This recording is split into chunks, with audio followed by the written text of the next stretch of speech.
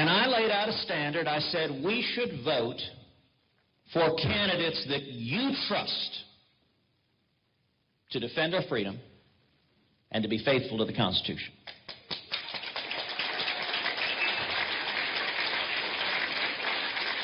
Now, I'm going to tell you right now, that's a standard I expect to be applied to me. I expect to be applied to every candidate on the ballot. That's Ted Cruz. He's speaking right now, as you can see. He's speaking in Cleveland. This is the morning after the speech last night. In a highly sponsored background.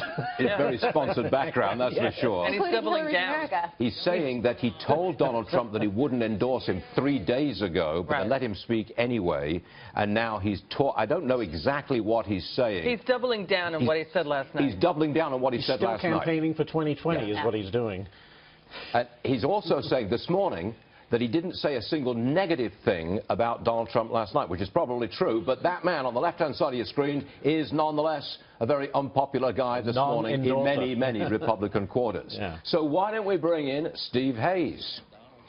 I think you're there. Yes, he is there. What do you make of this? Now, I'm saying my take on last night was that Ted Cruz lost, and the old guard Republicans lost big time and are now very unpopular this morning. What say you? Well, Stuart, it won't be the first time that you and I disagree about something this election time. That's true. I don't think Ted Cruz lost. I think you're right that he lost in the short term.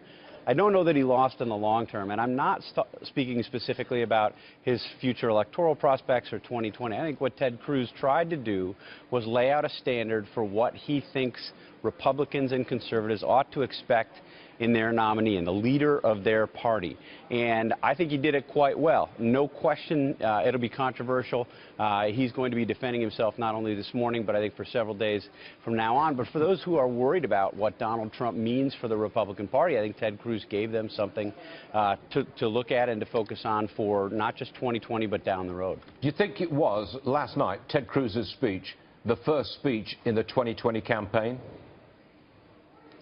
Yeah, I mean, I think there's no question that Ted Cruz wants to run and wants to set himself up in the event of an implosion of the Republican Party. Look, I mean, part of the division in the Republican Party that you and I have talked about several times before deals with this populist, nationalist strand on the one hand that Donald Trump represents, and then the sort of conservative, traditionalist set of conservatives on the other hand, and Ted Cruz clearly wants to set himself up as the leader of that second group.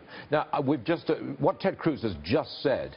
He has reiterated what Newt Gingrich said after the Cruz speech last night. Newt Gingrich said, the only candidate who will support fully the Constitution of the United States is Donald Trump. Well, Ted Cruz just reiterated that. He didn't mention, I don't think he said Donald Trump, but he said it's the Republicans who will defend the Constitution. What do you make of this, Steve? I don't want to get too inside baseball here, but we've got two guys on opposite sides trying to say, I think, something similar. Well, I think it would really matter whether Ted Cruz said Republicans represent the Constitution or whether he said Donald Trump specifically is the constitutionalist in this race with Hillary Clinton. If he said the latter, obviously that would be closer to what Newt Gingrich said. It would surprise me a little bit if he said that, given what he said last night. I think what Cruz tried to do was leave open the possibility that Donald Trump could be that. If you believe, and you're a Republican voter, that Donald Trump will be the one who more closely follows the Constitution, then, as Cruz said, follow your conscience. Vote for who you like. If you don't, on the other hand, believe that Donald Trump is the one who will most closely follow and honor the Constitution, then you're free not to vote for Donald Trump. And you, too, can vote for your conscience. All right, Steve, hold on. Thank you very much, Steve. I want to go back.